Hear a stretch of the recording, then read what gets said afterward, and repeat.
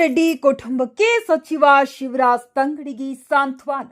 ಕನಕಗಿರಿ ನಿವೇಶನ ವಿಚಾರಕ್ಕೆ ಸಂಬಂಧಿಸಿದಂತೆ ಮನನೊಂದು ಆತ್ಮಹತ್ಯೆ ಮಾಡಿಕೊಂಡಿದ್ದ ಬಸವರಾಜ ರೆಡ್ಡಿಯವರ ನಿವಾಸಕ್ಕೆ ಕೊಪ್ಪಳ ಜಿಲ್ಲಾ ಉಸ್ತುವಾರಿ ಸಚಿವ ಶಿವರಾಜ್ ಎಸ್ ತಂಗಡಗಿ ಭೇಟಿ ನೀಡಿ ಮೃತರ ಪತ್ನಿ ಹಾಗೂ ಕುಟುಂಬಸ್ಥರೊಂದಿಗೆ ಮಾತನಾಡಿ ಸಾಂತ್ವನ ಹೇಳಿದರು. ಈ ವೇಳೆ ಮೃತರ ಪತ್ನಿ ತಮ್ಮ ಕುಟುಂಬದ ಪರಿಸ್ಥಿತಿಯನ್ನ ಸಚಿವರ ಮುಂದೆ ವಿವರಿಸಿ ಸರ್ಕಾರಿ ನೌಕರಿ ಹಾಗೂ ಆರ್ಥಿಕ ನೆರವು ನೀಡುವಂತೆ ಬೇಡಿಕೆ ಇಟ್ಟರು. ಕುಟುಂಬದ ಸಂಕಷ್ಟವನ್ನು ಆಲಿಸಿದ ಸಚಿವರು ಸರ್ಕಾರದ ಮಟ್ಟದಲ್ಲಿ ಸಾಧ್ಯವಿರುವ ನೆರವು ಹಾಗೂ ನ್ಯಾಯ ಒದಗಿಸಲು ಕ್ರಮ ಕೈಗೊಳ್ಳುವುದಾಗಿ ಭರವಸೆ ನೀಡಿದರು.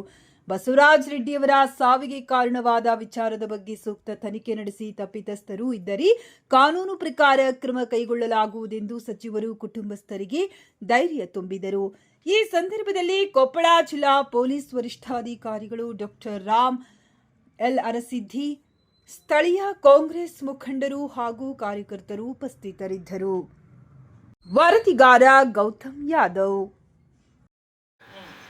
ನಿಮಗೆ ನಂದೇನಂತ ಗೊತ್ತೈತಿ. ಫಸ್ಟ್ನಾಗ ಆದಾಗ ನನ್ನಿಂದ ನಾ ಇಂಜಿನಿಯರ್ ಆಯ್ತಿದ್ ಮತ್ತೆ ಫಸ್ಟ್ ಆಗಿರೋದು ನನ್ನಿಂದೆ.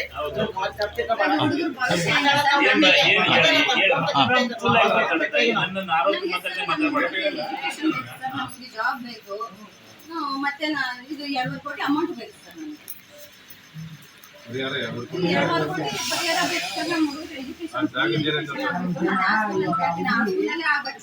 ನೀವ್ ಹೇಳ್ದಲ್ಲಿ ಸ್ಕೂಲಲ್ಲಿ ಹಾಕಕ್ಕಾಗಲ್ಲ. ನಮ್ಗೆ ಇಬ್ಬರಲ್ಲಿ ನಮ್ಮ 5 ನನಗಾಗ್ಲಿ ಜಾಬ್ ಬೇಕು ಸರ್, ಗೌರ್ಮೆಂಟ್ ಜಾಬ್ ಅಷ್ಟೇ. ನಾನು ಅದ್ರಿಂತ ಏನು ಕೇಳಲ್ಲ. ನಮ್ಮ ಮನೆಯವ್ರು ಇರೋ ಒಂದು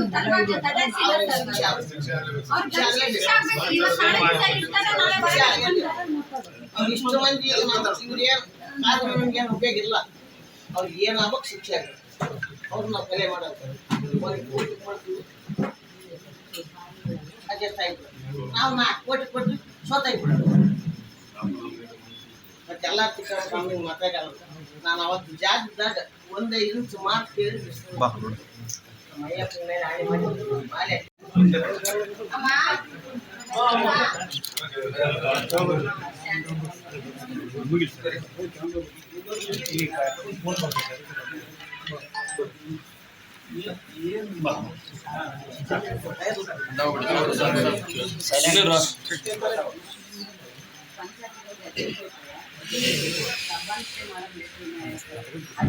ಸ್ವಲ್ಪ ಸರ್ವೆ ಮಾಡೋದು ಸ್ವಲ್ಪ ಒಂದು 2 ಡೇಸ್ ಕರ್ಕೊಂಡು ಕಟ್ಕೋತಿಲ್ಲ. ಒಂದು 2 ದಿವಸ ಜಾಸ್ತಿ ದಿನ ಟೈಮ್ ಬೇಡ. ಅವ್ರು ಸರ್ ನಿಮಗೆ ಗೊತ್ತಿದ್ರೆ ಇದು ಯಾವುದೋ ನಡೆದಿರಲ್ಲ ಸರ್.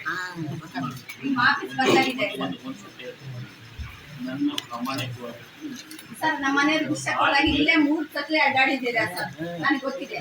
ಈ ಕನಗಿರಲ್ಲೇ ನಮ್ಮ ಮನೆಯವ್ರಿಗೆ ವಿಷ ಕುಡ್ದಿದ್ದಿ ಸರ್, ನೀವು 3 ಸತ್ಲೆ ಅಡ್ಡಾಡಿದ್ದೀರಿ.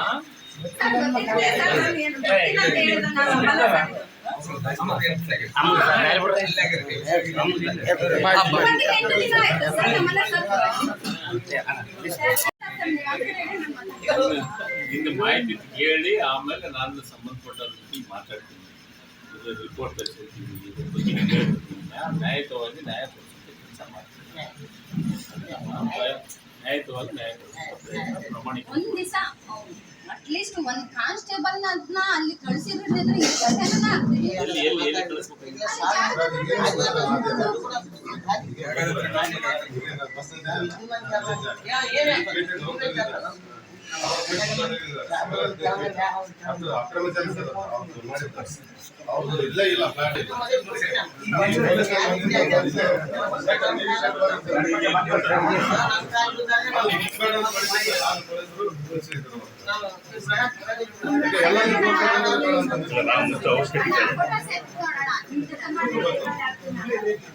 ಇಲ್ಲ ದಾರಿ ವಯಸ್ಸೆಲ್ಲ ಮುಂಚೆ ಅವಶ್ಯಕತೆ ಅಯ್ಯನ್ ಕೂಡ ಹೇಳಿದ್ರೆ ಮುಚ್ಚ ಹೇಳಿ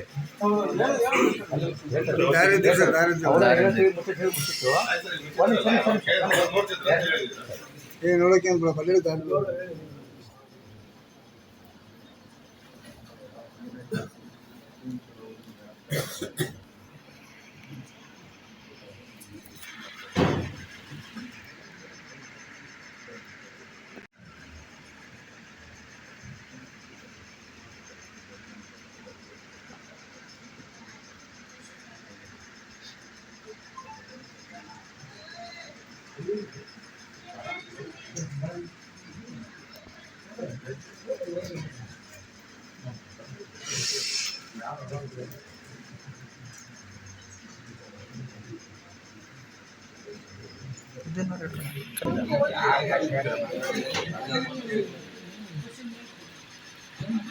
ಅವ ದಾರ ಗಡ್ಡೆ ಹೇಳಿದ್ರೆ ನೋಡ್ಲಾರ್ದ ಗಡ್ಡೆ ಹೇಳ್ಯಾರ. ಮತ್ತೆ ಈ ಕ್ವಶನ್ ಕೇಳಿದ್ರೆ ಎಲ್ಲಿ ಕೇಳ್ತಾರ ಅವ್ರು?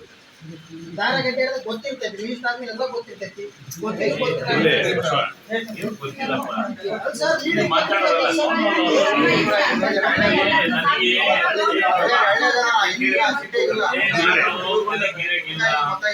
ಈ ರೋಡಿಗೆ ಅಡ್ಡಾಡಿದ್ದೀನಿ, ಆ ರೋಡಿಗೆ ಅಡ್ಡಾಡಿದ್ದೀನಿ, ಉದಯದಲ್ಲಿ ಹೋಗಿದ್ದೀನಿ ನಾನು.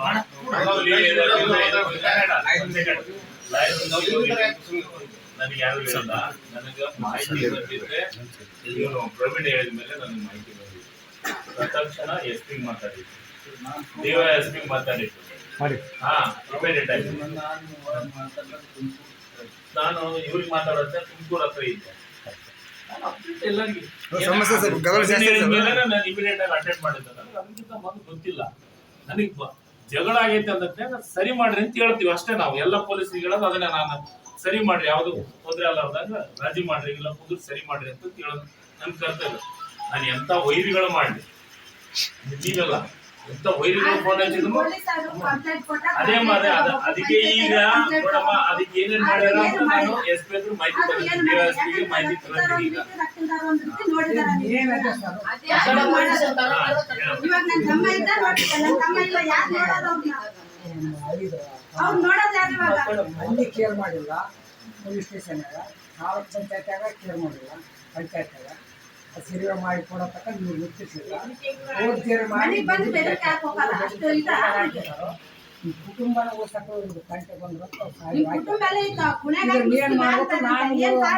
ನಾನು ಕುಟುಂಬ ಇದು ಮಾಡಿ ಆತ್ಮಹತ್ಯೆ ಮಾಡಿ ನನಗೆ ಹನ್ನೊಂದು ಕಾಲಿಗೆ ನಮ್ಮ ಬಳ್ಳಾರಿಲ್ಲ ಬಳ್ಳಾರಿ ಅಲ್ಲಿಂದ ಹಂಗೆ ಮನೆ ಗಂಡ್ಮಕ್ಳಿಗೆ ಒಂದೇ ಮತ್ತೆ ತಿಳಿಸಿಲ್ಲ. ಹಂಗೆ 6-5 ಬಂದಿಲ್ಲಿ ಸೀದಂಗೆ ಹುಬ್ಳಿ ನಾಲ್ಕಂಗೆ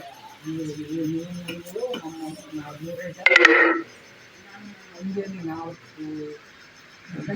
ಪ್ರಯತ್ನ ಮಾಡೋಕೆ ಮಾಡ್ತೀನಿ. ಅರೆಸ್ಟ್ ಮಾಡಿದ್ರು ಇವತ್ತಿಂದ ನಾಳೆ ಬಂದೇ ಬರ್ತಾರ ಅವ್ರು.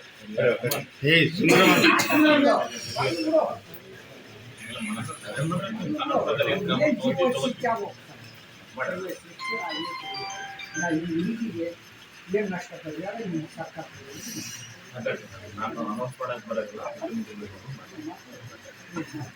ಇದೇ ಆಧಾರ ನಮ್ಮ ಕೈಲಿ ಈಗ 4 ಜನ ಹೆಣ್ಮಕ್ಳು ಸಾಗಿಸುತ್ತ ಇಲ್ಲಿ ನಮ್ಮ ಊರಲ್ಲಿ ಇಲಾಖೆದಾಗ ಇರ್ತಕ್ಕಂಥವ್ರು ಭಾಳ ವರ್ಷ ವಿಲೇಜ್ ಜನರೆಲ್ಲ ಇಲ್ಲಿ ಸಡನ್ಲಿ ಜನ ಹೋದ್ರೆ ಕೇರ್ ಮಾಡ್ತಾ ಇಲ್ಲ. ಸ್ವಲ್ಪ ಅವ್ರನ್ನ ಹೊರಗಡೆ ಮಾಡೋ ವ್ಯವಸ್ಥೆ ಆಗುತ್ತೆ. ಪೊಲೀಸ್ ಮತ್ತು ಪಟ್ಟಣ ಪಂಚಾಯತ್ 2 ಜಾಗದಾಗೂ ಹಂಗಾಗಿದ್ರಿ. ಅವರೇ ಇದ್ದರು 50-60 ಸಾವಿರ ಲಕ್ಷಗಟ್ಟಲೆ ಪಾರಂಪರಿ ಕೊಡೋ ವ್ಯವಸ್ಥೆ ಇದೆ. ಯಾವುದೇ ದಾಖಲಾತಿ ಈಗ ನಮ್ದು ಪ್ರಾಧಿಕಾರ ಇದೆ, ಕುಂಟಿ ಇಲಾಖೆ ಪಾರಂಪರಿ ಕೊಡ್ತಾರೆ. ಈ ವ್ಯವಸ್ಥೆ ಬಂದಿದೆ, ಇದು ಸ್ವಲ್ಪ ಬದಲಾವಣೆ ಆಗುತ್ತೆ. ಪ್ರಾಧಿಕಾರ ಆಗಿದೆ ಊರು, ನಾವು ಪ್ರಾಧಿಕಾರ ಟ್ಯಾಕ್ಸ್ ಕಟ್ತಾ ಇದೀವಿ, ತಾಲೂಕು ಟ್ಯಾಕ್ಸ್ ಕಟ್ತಾ ಇದೀವಿ. ಆದ್ರೂ ಗುಂಟಿ ಲೆಕ್ಕ ಮಾಡಿದ್ರೆ ಪ್ರಾಧಿಕಾರ ಮಾಡಿದ್ರೆ ತ್ರಾಸ ಆಗುತ್ತೆ. ಹೌದ್ರಿ, ಮನೆ ನಿಮ್ಮ ಚೀಫ್ ಆಫೀಸರ್ ಮತ್ತೆ ನಾನೇ ಪಂಚಾಯತ್ಗೆ ಹೋಗಿದ್ದೆ. ಭ್ರಷ್ಟಾಚಾರ ಜಾಸ್ತಿ ಆಗುತ್ತೆ ಸರ್. ಅವರೆಲ್ಲ ಅವನು ತೆಗಿದೀವಿ. ಬೇರೆದವ್ರನ್ನ ಈ KMC ಇದ್ರ ಯಾರು ಇಲಾಖೆಯಿಂದ ಬೇರೆ ಸರ್ ಸೇಮ್ ಭಾಳ ವರ್ಷ ಸರ್. ಈಗ ಹೆಂಗಿದೆ ಗೊತ್ತಾ,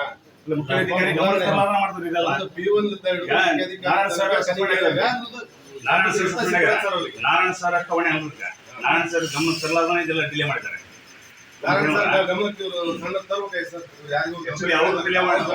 ಮಾಡಿದ್ರೆ ಇಲಾಖೆಗೆ ಇನ್ನೂ ಕೆಲವು ಜನ ಅವ್ರನ್ನ ತೆಲೆನ ಮಾಡಿದ ಅನುಕೂಲ ಆಗ್ತದೆ. ಇಷ್ಟೆಲ್ಲ ಕಾರಣ ನಾರಾಯಣ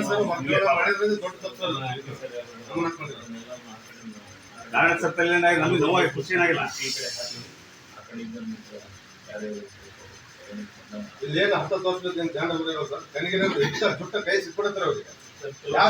ಪಂಚಾಯತಿ ಸರ್, ಪಂಚಾಯತಿ 20 ವರ್ಷ ಸರ್, ಪಂಚಾಯತಿ 20 ವರ್ಷ ಸರ್. ಸ್ಪಾಟ್ ಕಮಿಷನ್ ತರ ಒಬ್ಬರಿಗೆ ಅವ್ರಿಗೆ ಒಂದು ಸ್ವಲ್ಪ ಜಮಸ್ ಹೇಳಕ್ಕಾಗಲ್ಲ. ಇದೆಲ್ಲ ಮಾತಾಡ್ತೀನಿ. ನಾನು ನನ್ನ ಕೈಲಿ ಏನ್ ಮಾಡ್ಬೇಕು ಅಂತ ನಮ್ಮ ಮುಖ್ಯಮಂತ್ರಿ ಗಮನ ತಗೊಂಡು ಕೆಲಸ ಮಾಡ್ತೀನಿ.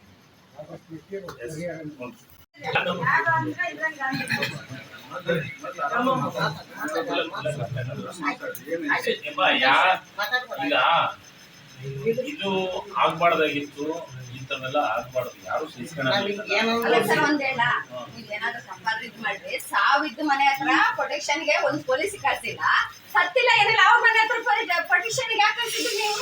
ನಾನು ಕೇಳ್ತಾ ಇರೋದು ಆನ್ಸರ್ ಅದೇ. ನನಗೇನು ಗೊತ್ತಿಲ್ಲ, ನಾನು ಹೇಳಕತ್ತೀನಿ ನೀವೆಲ್ಲರೂ ನನ್ಗೆ ಗೊತ್ತೈತಿ ತಿಳ್ಕೊಳಕ್ ಹೋಗ್ಬೇಡ್ರಿ. ಸಮಾಧಾನದಿಂದ ಹೇಳ್ತಾಯಿ ಕೇಳ್ತೀನಿ. ಆರೋಪಿ ಮಾಡೋದ್ರಾಗ ಅರ್ಥ ಅಲ್ಲ. ಅಲ್ಲ ಸರ್, ಇವತ್ತಿಗೆ 8 ದಿನ ಆಯ್ತಲ್ಲ ಸರ್, ಅಧಿವೇಶನ ಬಿಟ್ಟು ಬರಕ್ಕಾಗಲ್ಲ ನನಗ. ಮಂತ್ರಿ ಇರೋದ್ರಿಂದ ನನಗೆ ಗೊತ್ತಾಗಿದ್ದು ತುಮಕೂರು ಹತ್ರ ಹೋದ ಮೇಲೆ ನೀನಲ್ಲ, ಇದು ಪ್ರವೀಣ ನೀವು ಎಲ್ಲಿದ್ದ ನಾನು ಫೋನ್ ಹಚ್ಚಿದ್ದು? ಫೋನ್ ಹಚ್ಚಿದ್ದು ನಾನು ಸರ್ ಅವರು ಬಂದ್ರಪ್ಪ ಅಂದ್ರೆ ಏನಂದ್ರೆ ವಿಚಾರ ಮಾಡಕ್ ನಾನು ನೋಡಮ್ಮ, ನ್ಯಾಯ ಕೊಡಿಸೋದಕ್ಕೆ ಕೆಲಸ ನಾವು ಮಾಡ್ತೀವಿ 100%. ಮಾಮೂಲಿ ನಿಮ್ಗೆ ಜಾಗ ಇಲ್ಲ ಸರಿಬೇಡ ಅಂತ ಹೇಳಿ ಕೋಟಿ ಮಂದಿ ಮುಂದೆ ಯಾವಾಗ